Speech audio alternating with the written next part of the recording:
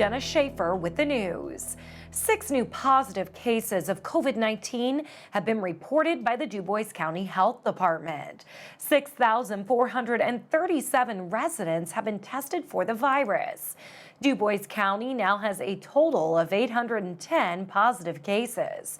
17 deaths have been reported as well. The best way to keep yourself and others protected is by practicing social distancing, washing your hands frequently with soap and water, and to mask up, Hoosiers. The Indiana State Department of Health reported 3,041 deaths, 89,359 positive cases, and 1,022,537 Indiana residents have been tested for COVID-19 by Wednesday afternoon. The numbers for our viewing area are as follows. DuBois with 810 cases, 17 deaths. Pike with 84 cases and 1 death. Spencer is reporting 150 cases, 3 deaths.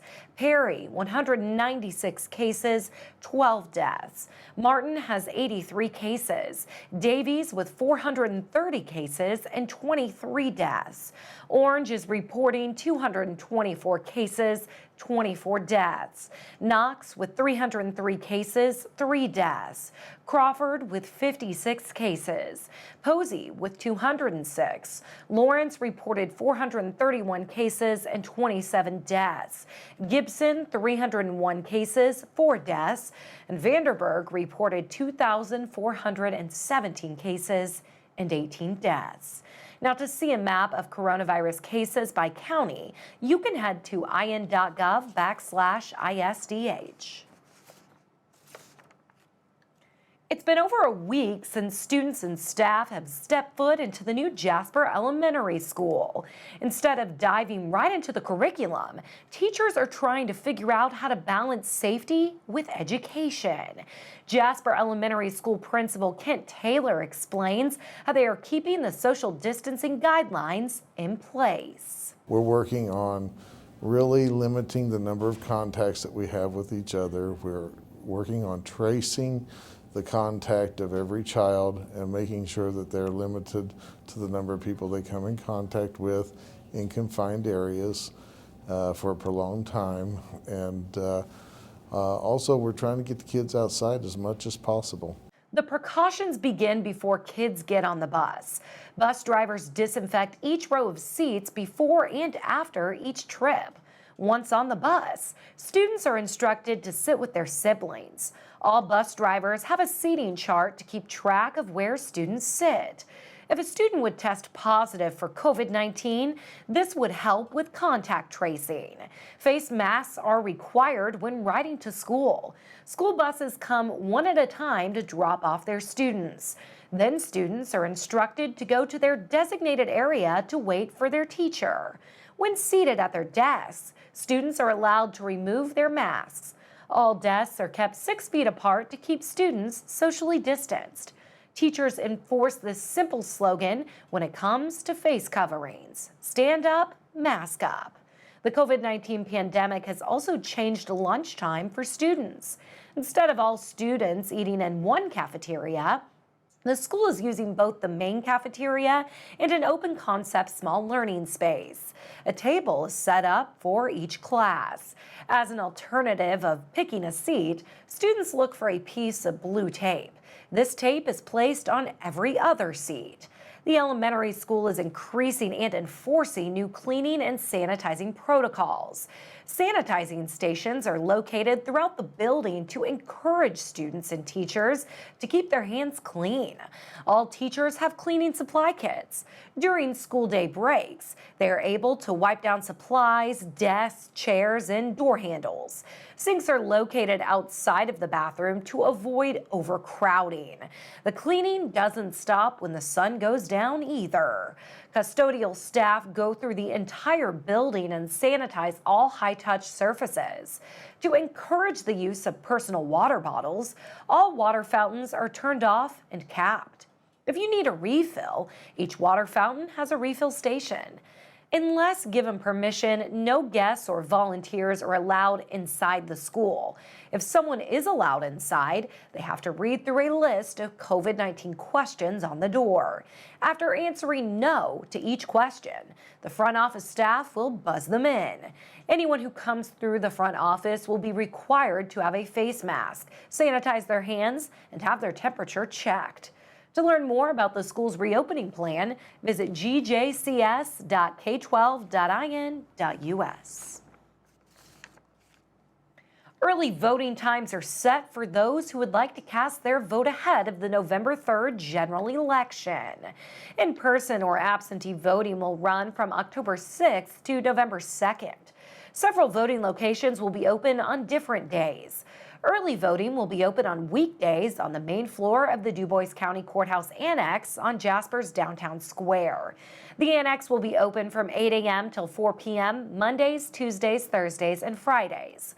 On Wednesdays, votes may be casted from 8 a.m. till 6 p.m.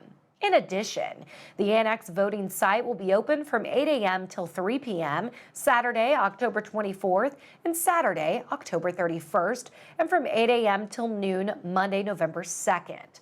The 35th Street Fire Station in Jasper will be open for voting between 10 a.m. and 6 p.m. Monday, October 26th, through Friday, October 30th, and from 8 a.m. till 3 p.m. Saturday, October 24th, and Saturday, October 31st. The Ferdinand Library's early voting hours will be from 8 a.m. till 3 p.m. Saturday, October 24th, and Saturday, October 31st. The Huntingburg Event Center's early voting hours will be October 29th on a Thursday and Friday, October 30th from 10 to 6 p.m. and October 31st on a Saturday from 8 a.m. to 3 p.m. The Dubois Library's early voting times will be Saturday, October 31st from 8 a.m. to 3 p.m. Other voting sites will be open from 10 a.m. to 6 p.m. in various communities on a select day. These sites include the St. Henry Fire Station on Monday, October 26th, the Hayesville Fire Station on Tuesday, October 27th, the Schnellville Fire Station on Wednesday, October 28th, the Dubois Library on Thursday, October 29th, and the Birdseye Fire Station on Friday, October 30th. Again, each of these locations will be open from 10 a.m. till 6 p.m. Any registered voter in Dubois County may vote at any early voting location in the county. Voters will need a photo ID to cast a ballot. Moviegoers have a place to be this weekend. Showplace Cinemas Jasper 8 is officially opening its doors this Friday. The cinemas have been closed since renovations began after Showplace Cinemas purchased the former Jasper 8 theaters. COVID-19 then forced the theater to postpone its reopening. They will be airing classic films and adding in some new ones later on. Showtimes will be posted shortly and will be twice daily, Monday through Friday, for evening showings. Additional shows will be added on Saturday and Sunday in the afternoons. Operating capacity will be at 50%. Groups will be permitted to sit together, and empty seats will be reserved between groups. Popcorn, salt, and butter will be available in single-serve portions.